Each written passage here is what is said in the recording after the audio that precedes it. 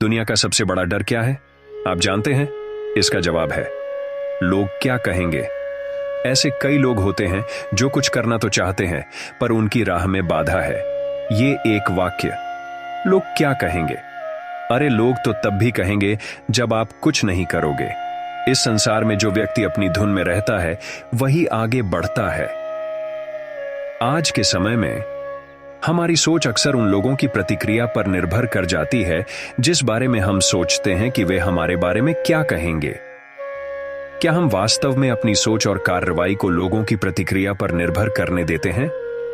लोग क्या कहेंगे यह समझने के लिए एक पिता पुत्र की कहानी है जो एक गधे को साथ में लेकर गांव-गांव घूमते हैं और लोगों के अलग-अलग तर्कों सुनते हैं।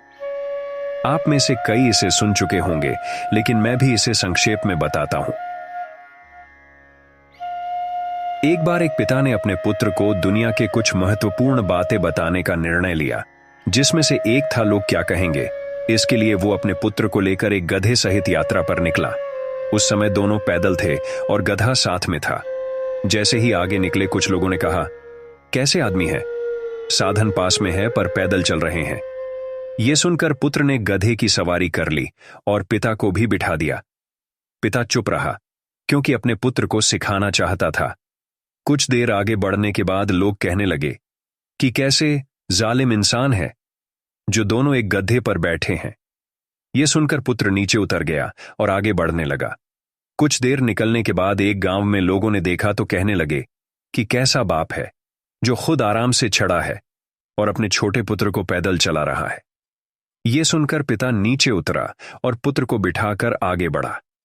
कुछ दूरी तय करने के बाद लोगों ने देखते ही एक दूसरे को कहना शुरू कर दिया, कैसा कुपुत्र है, खुद गधे पर बैठा है और पिता को पैदल चला रहा है।